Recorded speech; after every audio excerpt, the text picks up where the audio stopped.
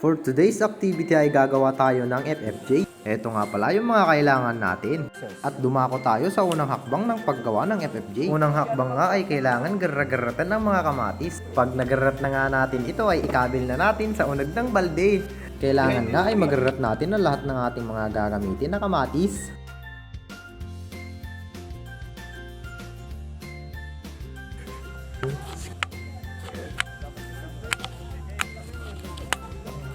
Di job wrap.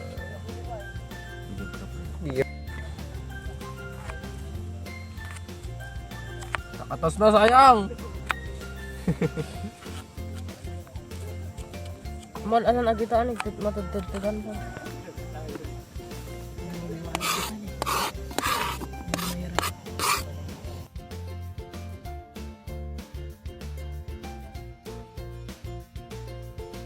Juicy goodness. Nagarrat na nga lahat ng kamatis kaya makikita nyo dito ilalagay na namin yung brown sugar. Kung gaano nga karami yung kamatis at ganun din dapat ilalagay na brown sugar. Brown sugar nga yung nalagay namin dito kasi wala kaming mahanap na molasses. At syempre kailangan din natin kiwar-kiwarin. Hindi na nga namin lalagyan ito ng tubig kasi nga yung kamatis na ginamit namin ay matubog. At kapag nga gagawa kayo ng ganito at hindi matubog ang gagamitin nyo ay lagyan nyo ng tubig. Ganito na nga yung itsura pagkatapos namin kiwar-kiwarin.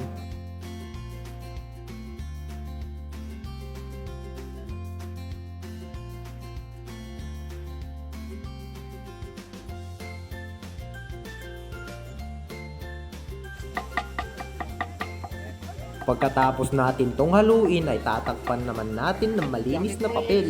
Kailangan talaga na malinis na papel yung gagamitin natin para hindi makontaminate ang produkto natin. Pagkatapos nga lahat ng proseso ay ilagay natin ito sa malamig at madilim na pwesto.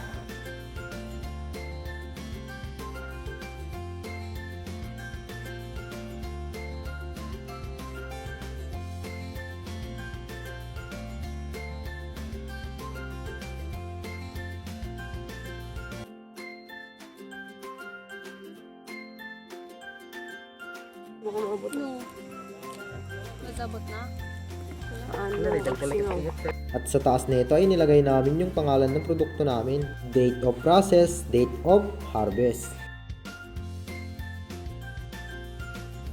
Pagkalipas nga ng 2 linggo ay patayo na yung pag-video namin. Ay hindi, iha-harvest na pala natin.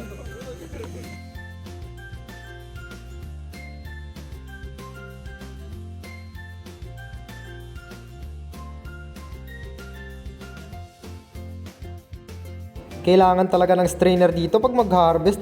Tignan nyo kami dito kung ano na lang ginagawa namin kasi wala kami maayos na strainer. Naging 5 oras nga yung pag-harvest namin dito kasi wala kami maayos na strainer. Pagkatapos nga namin masala yung ginawa naming produkto ay dito ilagay namin sa malinis na bote. Nilagay na nga namin sa bote yung hinarvest namin dito at hindi namin pinuno at saka hindi namin masyadong hihigpitan yung takip. Kapag kasi puno yan at sobrang higpit nung takip may tendency na sumabog. The final product. Yes. At mag-a-apply na pala kami dito at ang sukat pala ng FFJ ay 2 kutsara sa 1 liter. Maraming salamat!